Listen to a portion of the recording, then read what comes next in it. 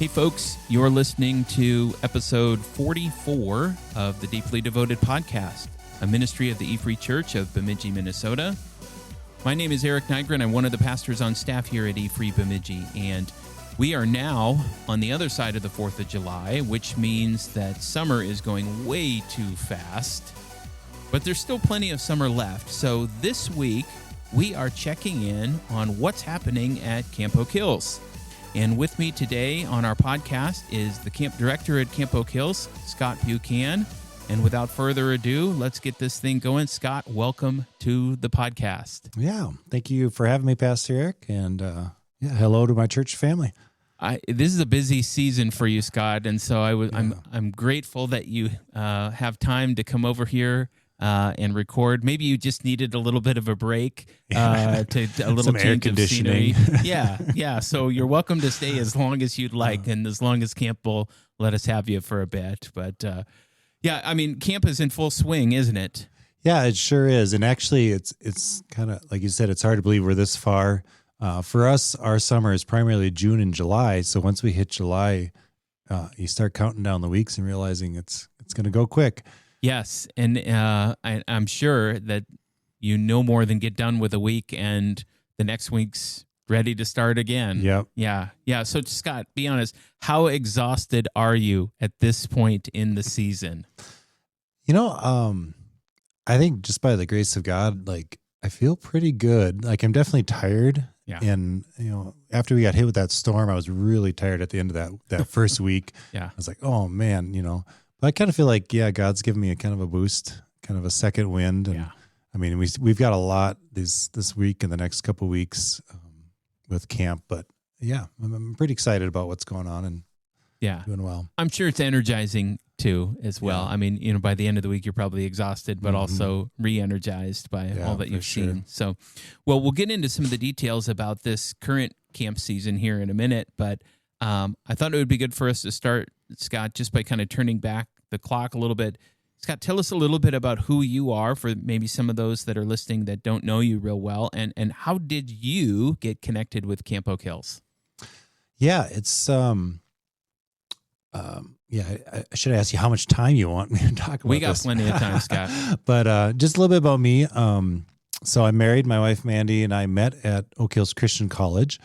And so that's one of our connections with Oak Hills. We've got 6 kids, and 3 through marriage, and then 3 through adoption that were added to our family. And so that's our home life is very busy, but we love it that way. But the Oak Hills connection, I mean, it really goes back to my growing up, starting to go to camp as a child. And I mean, I don't remember the first year for sure, but I was pretty young and absolutely loved camp. And every week or, every summer going to camp, that was the highlight of my year. Yeah. And I was a homeschool kid, and that was really just my opportunity to kind of break out of my shell and be part of a fun community and build some friendships and relationships and stuff. And I started serving at camp when I was 14. Actually, my first experience counseling a group of 12-year-olds, I was 14. And it's... you were the older, wiser teen. Well, I was, they couldn't find anybody else to, and the camp director calls me up the weekend. He's like, I've got nobody. Can you come and counsel these kids? And that kind of, that kicked me, just kind of kicked it off with working at camp. And so all through high school, I worked at camps. And so when I was thinking about college, started looking for colleges who had a degree in camp ministry, because I knew that's what I wanted to pursue was camp ministry. And surprisingly enough, there's relatively few, colleges that offer camp ministry that degrees. Have that focus. Yeah. And I grew up just a couple hours south of here, and so one was Oak Hills. I applied to Oak Hills, and I think I applied to 2 other colleges that were other parts of the U.S. But God led me to Oak Hills, and part of the Oak Hills program is to spend a year at Camp Forest Springs, because Oak Hills at the time wasn't running their camp anymore. So Oak Hills has a long history in camp ministry. It goes back to 1926 when we started. But in the early 80s, the camp had closed and the college had continued, and the camp facility was being leased out to Concordia Language Villages as a Spanish camp. So they were leasing our camp.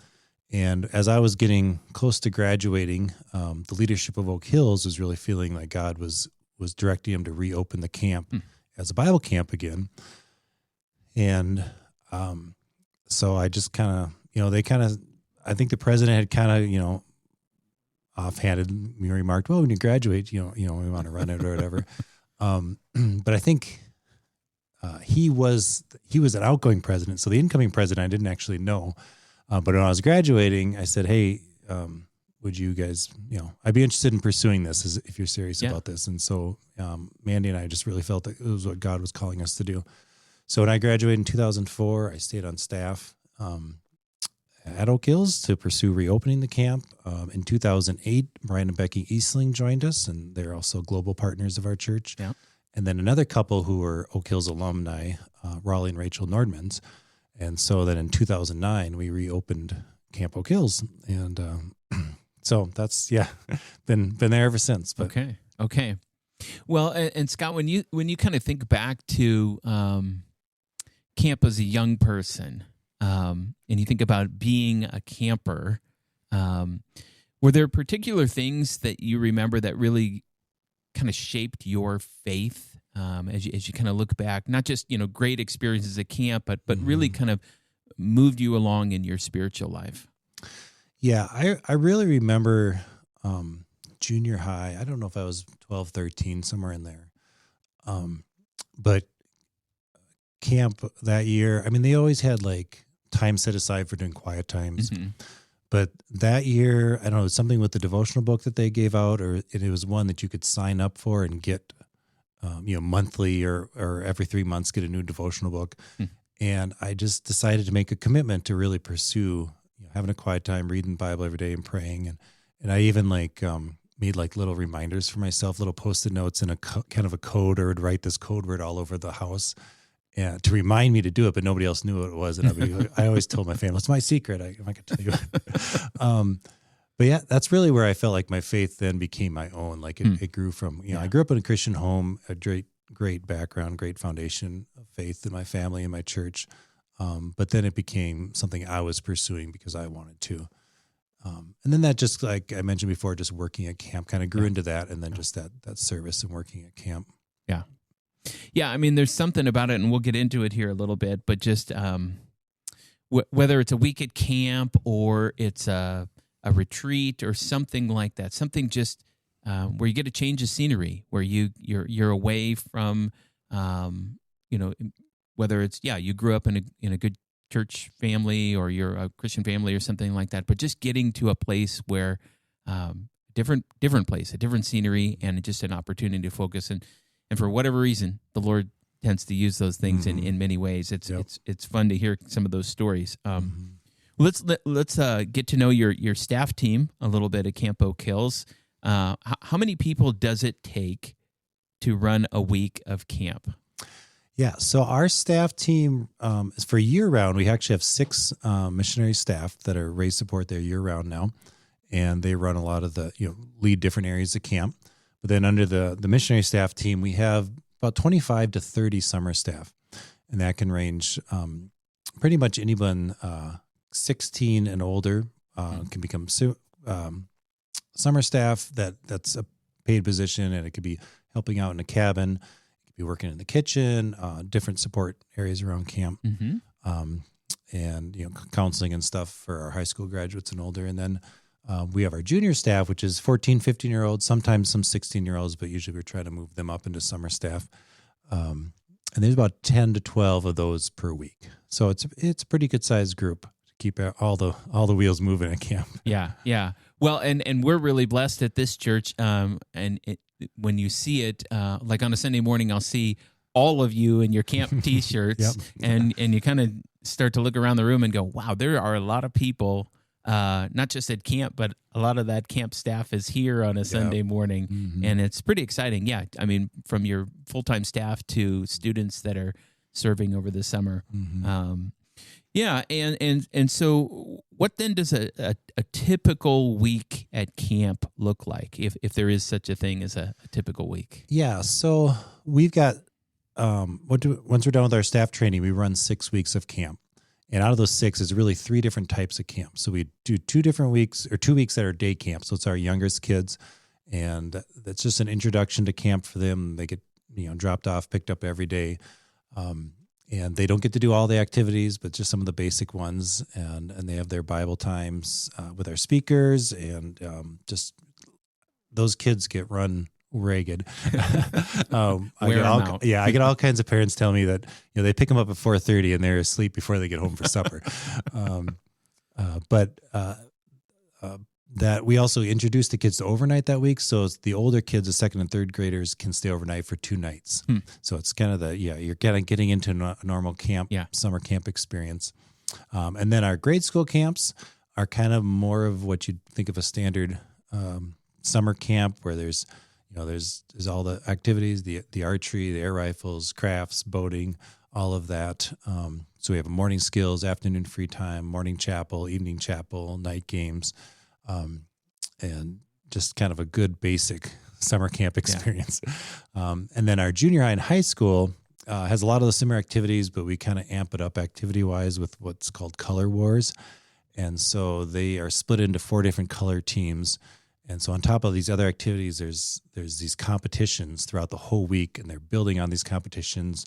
And there's not just like sports activities, but there's also a huge Bible memory aspect of it. Yeah. And the kids that just dive into the Bible memory, they usually win it for their team because it's worth a lot of points.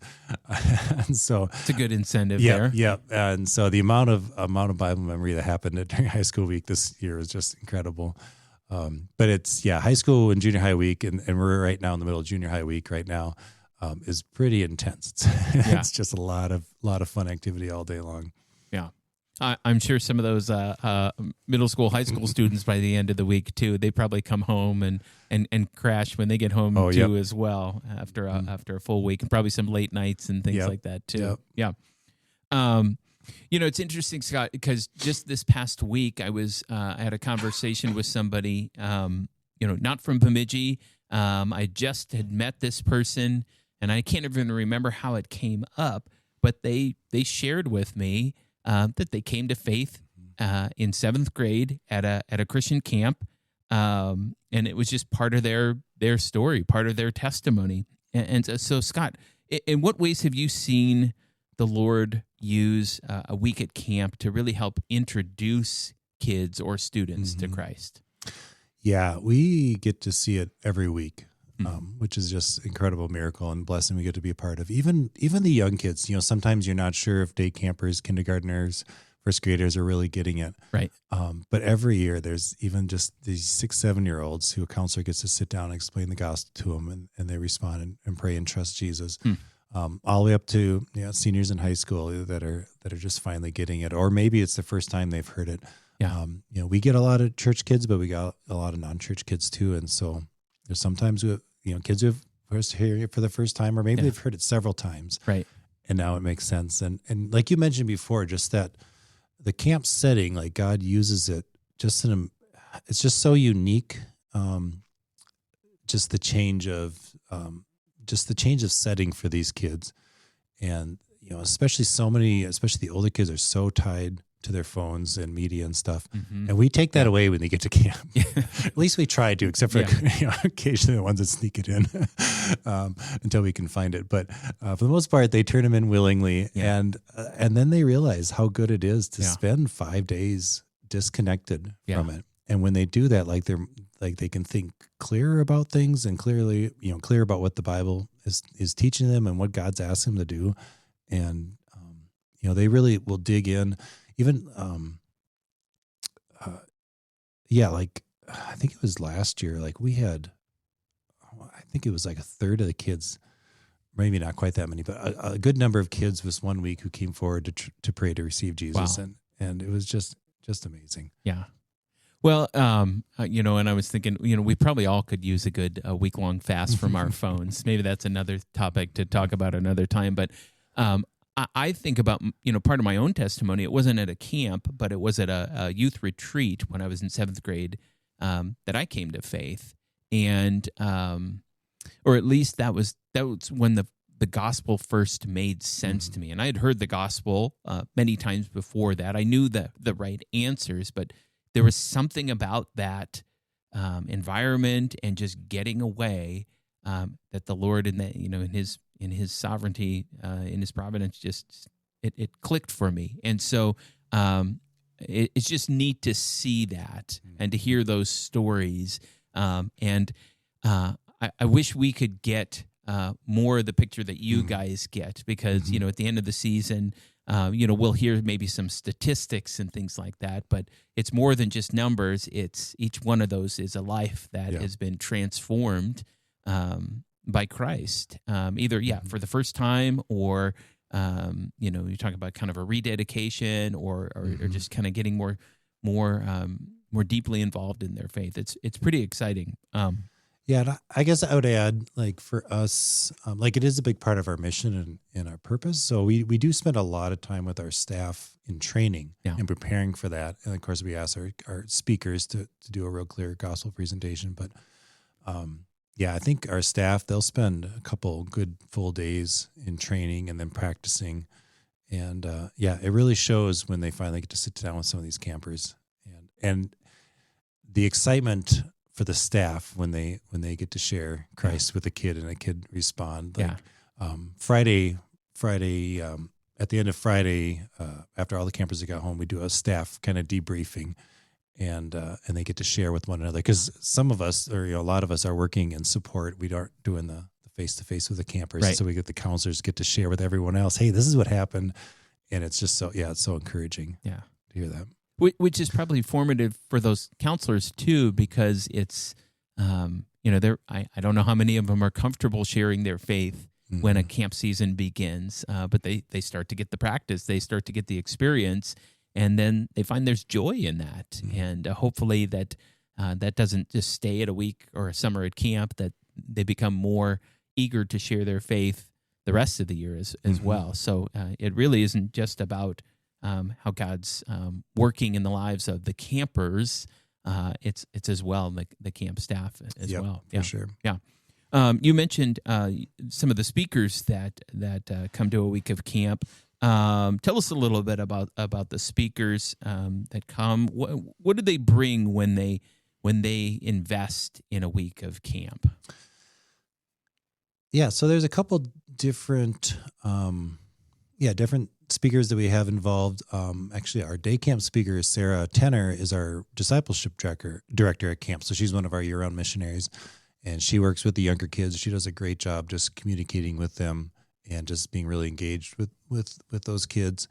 And she actually she leads our Journey Club, which is a year-round, once a month get together for kids. And so she's investing them not in the summer, but then she gets to work with them throughout the year, those who come back for Journey Club.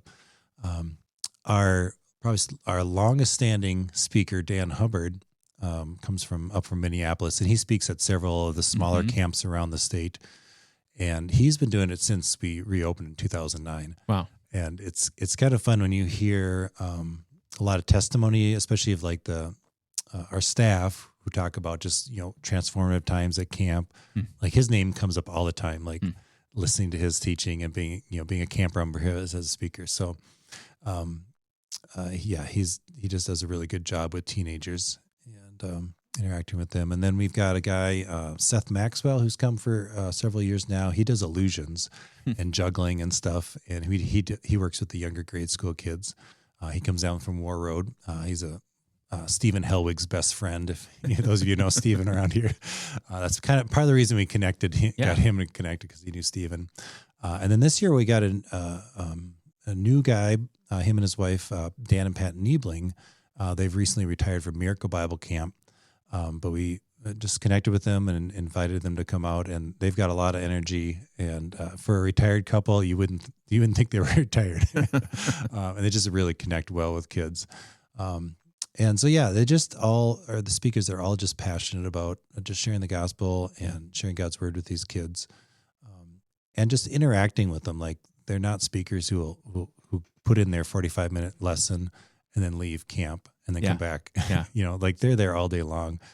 Dan's going out fishing with the and playing games with them and stuff. And so, Yeah. they're really invested, which is awesome. I've done a little bit that in the past where I've been invited to be a speaker at camp for a week. And you realize pretty quickly it's not your 4 or 5 messages, chapel messages that, and it is a privilege and a joy to just spend the day with campers and build some relationship and have follow-up conversations about what you're talking about, or just to go have fun together. That it's so much more than just the chapel messages and things like that. Yeah.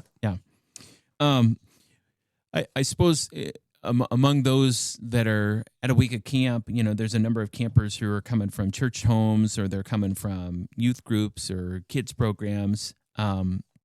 So some of those kids are coming maybe with a little bit of Bible knowledge, or they've heard the gospel before, some of that. So how do you and your staff help maybe disciple some of those campers who maybe they have their faith in Christ, but there's room to grow there? I mean, how do you disciple campers? Yeah, we talk with our counseling staff to try to, at the beginning of the week, they take kind of, I know we've called it different things, but almost like a spiritual pulse of their campers and try to figure out where are they at. And, for those church kids, just talking with them, making sure they do really understand their salvation and where it's coming from. And sometimes those church kids need to know that they don't have to keep, praying to receive Christ every summer. Right. Because sometimes there's a little confusion about that. And so just, solidifying the gospel truths and who they are in Christ. And then just helping them identify, like, what are areas of growth that they want to pursue, whether it's, committing to read the Bible or committing to pray, committing to serve in some way. We had a neat experience in high school week this year. At the end of the week, just campers sharing, and the kind of a theme was that they didn't want to be lukewarm in their faith. Like, so there's a whole large group of kids that were Christian kids, but just felt like, that they were pretty lukewarm, weren't really living it out seriously. And they were encouraging each other, and especially this one particular group of girls in one cabin were like kind of, forming this kind of sisterhood of like, we're gonna support one another. We're gonna hold one another accountable to living out our faith in a real way. So I think some of that too is just that opportunity for them to connect with other Christians. And we see that in our staff, especially our young staff, high schoolers who may come and serve junior staff, and they maybe have come to camp, but they don't have a real strong Christian community. Yeah. And then they find that at camp with these other kids that they're serving with. Yeah. And then they'll start going to youth group with them in the fall, and they really start growing in their faith and just finding that community and stuff. Yeah. Yeah, it is. I mean, you spend that much time together. It's sort of, that's how the Lord sort of knits people together. What a neat experience there. Now, Scott, every camp I've been a part of has its own kind of special traditions. I'm wondering, Scott, what are maybe some of Camp Oak Hill's traditions that you really look forward to every summer? And then maybe, even some returning campers, if they come back for year 2, year 3 or more, what do they look forward to most when they come back for a summer? Yeah, I was thinking about this, and I don't always think about the ideas of traditions. And sometimes I feel like, man, we've never really developed, those like quirky songs that they, some camps have, or weird chants or anything like that. But one that's most meaningful to me, Thursday nights are my responsibility to stay late Thursday night. And part of the reason is because we always have Thursday night campfire. And so it's after chapel. All the kids go down to the lake, and we've got this beautiful campfire circle with benches right at the lake. And we sing some songs, and then it's their opportunity for the campers to share with the rest of the camp, like decisions they've made for the week, what things they've learned. And I always tell the campers, like, when we grow in our faith, like when we proclaim it publicly, it becomes so much more real. And, if we make a decision in our hearts, but don't tell anybody, it's really hard to stay accountable or to pursue that. But when we all of a sudden tell a whole bunch of other people, we're going to do this, or like, it's so much more motivating. And so they have an opportunity to share that. And so we get to hear a lot of the stories Thursday night, just how God's working in their hearts and the decisions they've made and stuff. So that's one of our meaningful traditions that I really enjoy. Yeah. I think a lot of other stuff is just like the fun stuff that we do. Yeah. That they look forward to. Some of it's just the basic camp activities and things, but there's always crazy stories that come out of like water tubing, getting behind the speedboat and getting, having Stephen fling him halfway across the lake or something like that. Yes, I've heard some of those stories. Yeah. There's more growing out of like color wars and stuff as that becomes more established. But and I mentioned Dan Hubbard, the speaker who's been there from the start. Yeah. In some way, he's like a tradition. Yeah. Yeah. Younger kids hear about their older sibling who got to hear Dan Hubbard, and they can't wait till they're old enough to hear him too and stuff. Yeah. Well, and I think about, I'm sure there's a little bit of that. When I get to go to high school camp, I'm really, I can't wait to get to that point. I see that's coming in the future for me, or even some of those high schoolers. When I get to come back and serve at camp, that's got to be a neat opportunity there. So just kind of find some of those traditions that form, whether you're being intentional about that or not. They just part of the identity of the camp there. And I think about just a week at camp for a camper. Obviously it can just be an incredible experience. Sometimes we talk about, kind of a spiritual high even. So how do you help kids and students just keep some of that momentum going, some of that spiritual growth going, even after they go back home and life returns to normal, or by the end of the summer, they're getting ready to go back to school and things like that? How do you keep that momentum going or help them to do that? Yeah, there's a few ways that we've tried that. And I think that's one thing that a lot of camps struggle with, especially independent camps who aren't denominational and have a strong denominational connection where youth pastors are taking the same group of kids back into their church and stuff. We've tried it. One way is our Journey Club, so our monthly gathering. This is for grade school kids at camp, and it's open to any of our kids. Yeah. We usually end up only with about maybe 25 or so that come on a regular basis.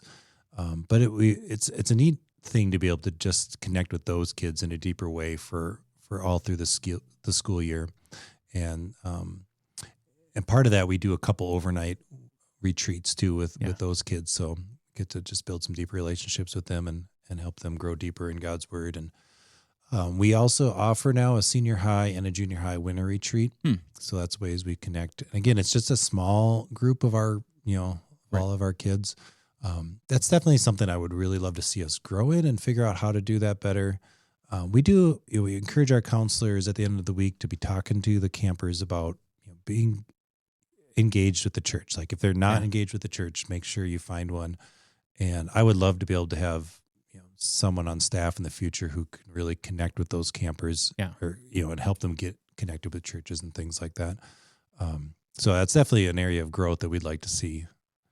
Yeah, that's always just a little bit of it. It'd be nice to know you're handing off to a youth pastor or youth small group leaders or something like that. And with our church, to some degree, we do have that connection. We're able to, kind of see some of that growth throughout the rest of the school year and things like that, and be able to follow up and stay relationships. But just kind of helping kids to just pursue their faith beyond camp, and just remember it doesn't end there. So, but when the summer ends, Scott, so you mentioned Journey Clubs, you mentioned some of those things. Like, are there other things? You mentioned the retreats as well. What happens at camp, sort of August through May? Yeah, so a few years back, we were able to keep the facility open year round, and so we've got winterized dining hall and winterized cabins and things. And so we've got a handful, the events that you mentioned, and then we have guest groups that will come and use camp for different things, some, different church groups and community groups and stuff. We kick off August, have a couple groups, and we do our Peach fundraiser. I know lots of people excited about that. A lot of people look forward to that one. So that takes some of our time in August. August is also spent just kind of putting equipment away and kind of cleaning things up and trying to evaluate what's broken and what needs to get repaired before the next year. And to start on, we always have some sort of facility project usually, or something that we're making some improvements throughout the year on.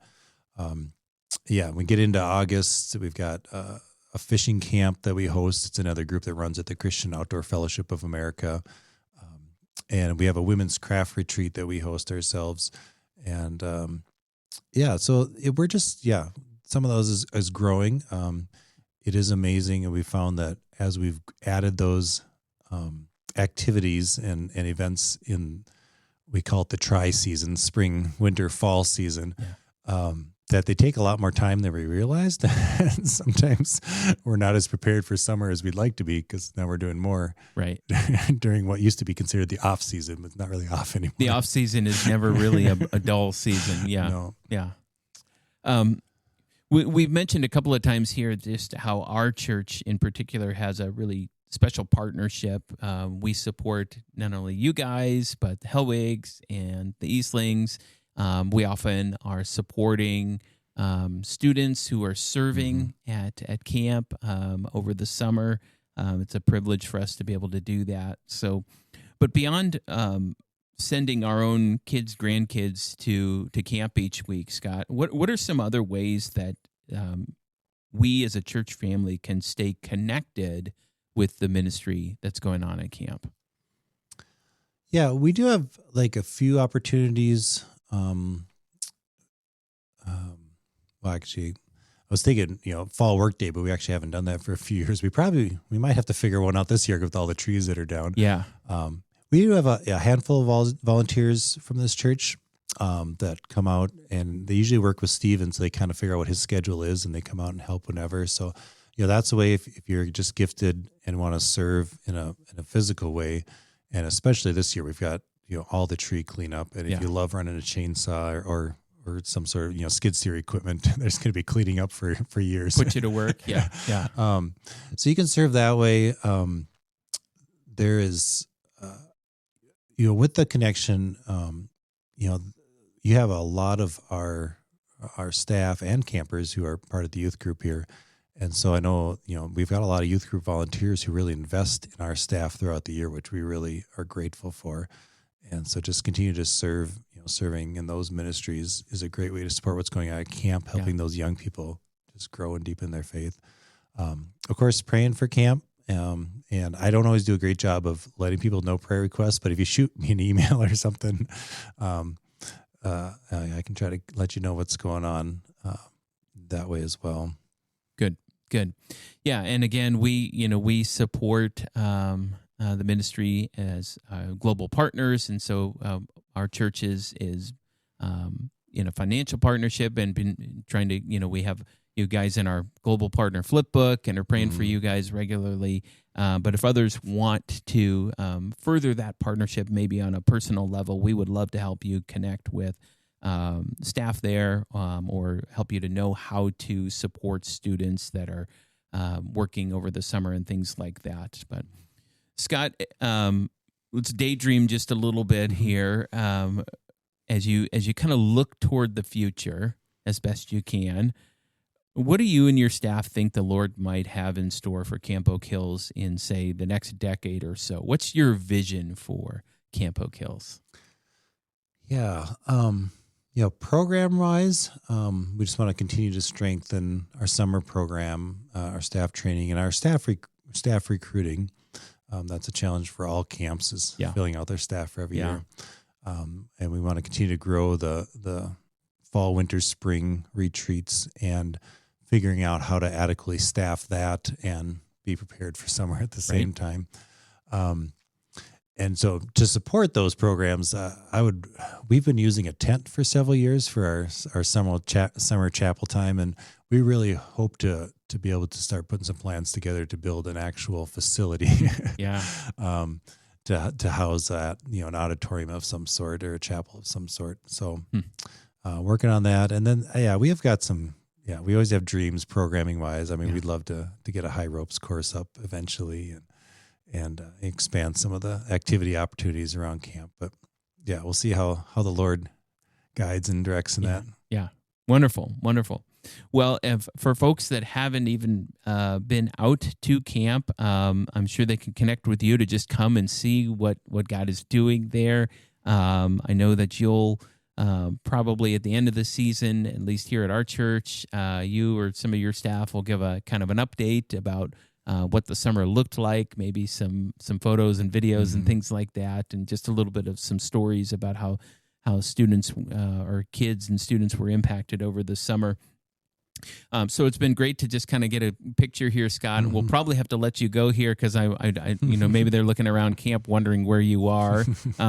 Maybe your phone's buzzing and they're trying to get a hold of you. But before we wrap up, Scott, at the end of every episode, we ask this question of the guest on the podcast. That are here at our church, that we talk about becoming deeply devoted followers of Jesus together. Scott, what's one thing that you have been blessed by lately that is deepening your own devotion to Jesus? Yeah, so we our theme for the summer is victory through Christ, and our theme verse is out of 1 John. And so for our leadership staff training, we read the whole book of 1 John, and it might have been 4 or 5 days. I think it was 4 days. Like we just crammed it in there. But it was so good, even just to read it that quickly, that intensely, and just absorb. There's so much good stuff in there, but just really, just thinking about just the victory that has overcome the world, and that's actually what our verse is. I'll just read here: 1 John 5:4-5. For everyone who has been born of God overcomes the world, and this is the victory that has overcome the world, our faith.